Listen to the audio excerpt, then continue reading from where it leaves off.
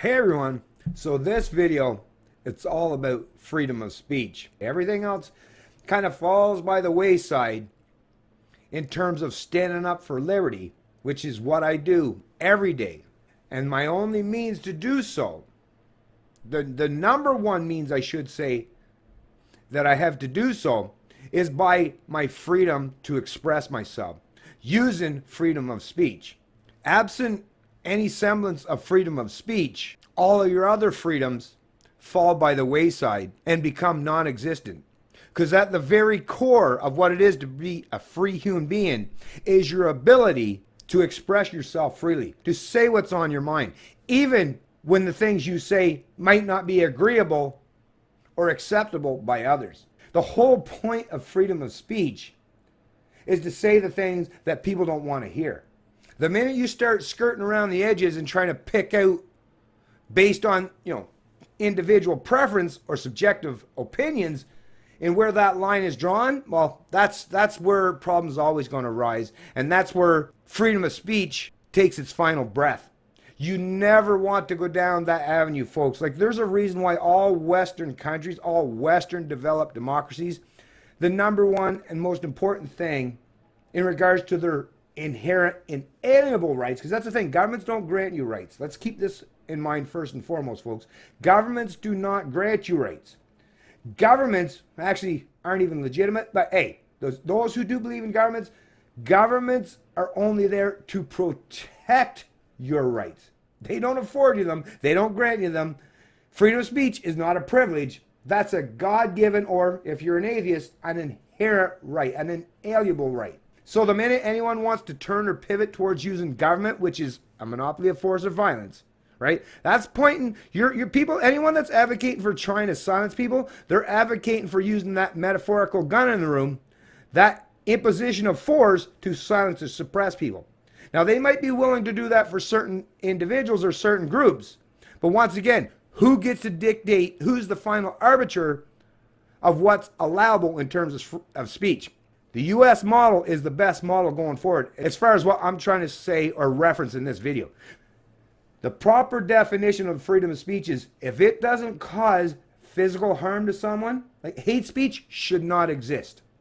The only speech that should even be considered even remotely resembling something that would be deemed a crime or not allowable under law would be incitement of violence. But once again, even that, even under those pretenses or even in that circumstance or situation, that threshold has to be very high. The bar needs to be set so high that there is an actual real cause and effect correlation where you can prove that in a court of law beyond a reasonable doubt that the words actually did create genuine violence towards some other person or some other group.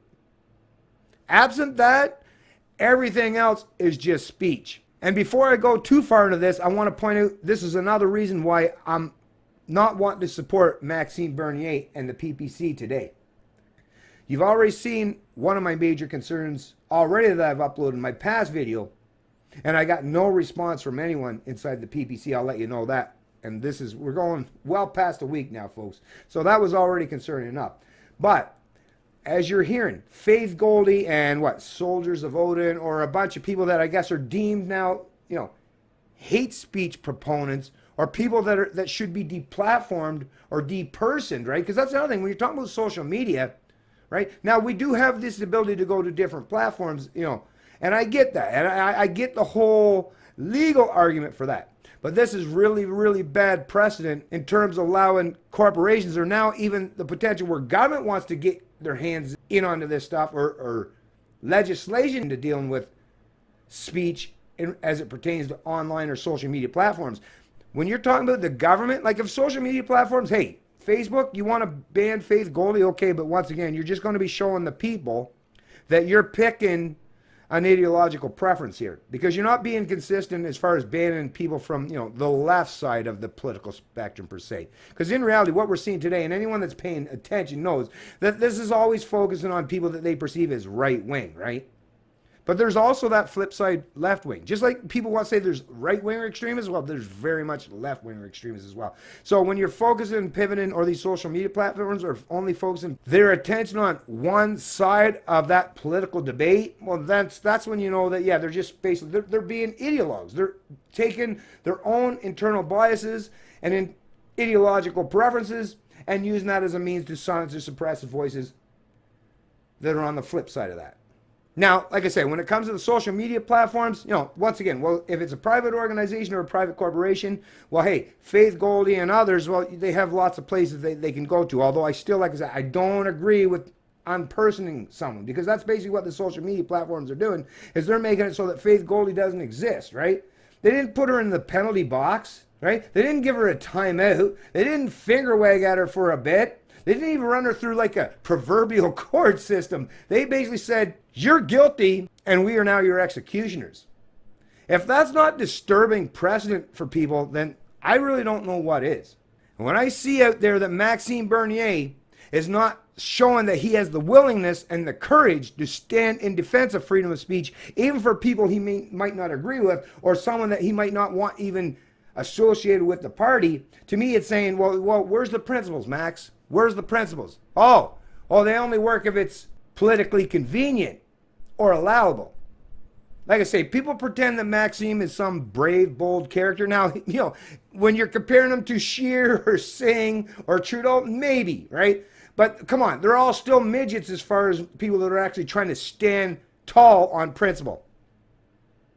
And no, this isn't an attack on midgets, in case anyone has any problem with the fact that I use that terminology. Because, yeah, I know people will use any word you say these days as a means to paint you as a terrible person, right? Well, go ahead. If you want to try that with me, you just go right ahead. Because I'm not going to apologize or correct my speech to suit a bunch of authoritarian people that don't want to know what's actually residing and rolling around in my head as far as my morals and ethics, but just want to use words against me because they don't align with their particular ideology or their particular side of the political aisle. I mean, if you're a PPC supporter, at the very least, listen, you can hate on me, you can disagree with me, you can throw me under the bus all day, day, as far as I'm concerned. I really don't care. Like I said, I'll figure out how to get through life, even though there's people online that don't like me for speaking truth, or being reasonable, or being logically or morally or ethically consistent. I know people hate on me all the time, people from the left and the right and any area in between. When you hold people to a particular standard or accountable in any way, yeah, a lot of them will get really pissed off at you for doing so. Oh well, not my problem. Well, not enough that it's going to stop me from going to continue to do so. But yeah, if you're a PPC supporter, at the very least, you should be calling up whatever. Well, good luck trying to get a response. You can tweet, you can try whatever you want. Although, like I say, if you get a response, hey, you're already doing better than I've been able to do.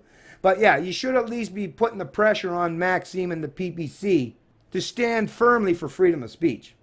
At the very least, I mean, everything else to me, like I say, it's secondary in nature. If you're not at least willing to stand firmly on principle as it pertains to the freedom of speech policy, or even what freedom of speech means in this country, if you're not willing to, like I say, push that goalpost even further to the point where you need even more freedom of speech, because right now in Canada, like I say, they can curtail some aspects of your freedom of speech, as we see, and the Trudeau Liberals are looking to maybe move that goalpost a little further. I'm saying Maxime, if he wants to show that he's brave and bold, well, grab hold of that goalpost from the federal Liberals or the Cons or the NDippers and grab it as tight as you can and try pulling that back the other way towards more freedom.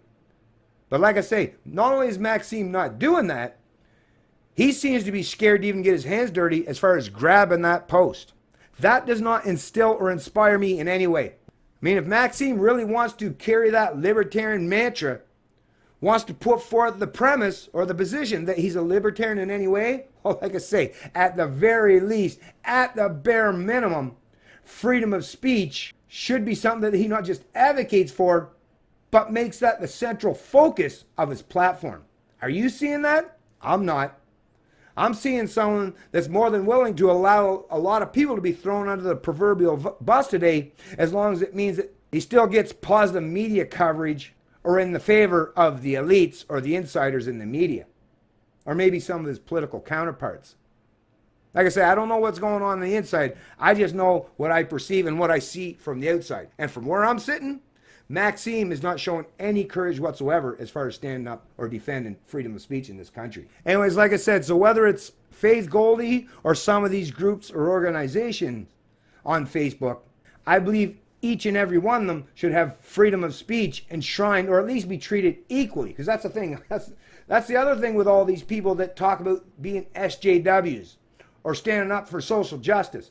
Well, social justice, if you truly care about equality, that means you have to afford and affront the same kind of equality you want for yourself for people that you might even deem as your enemy or ideological opponents.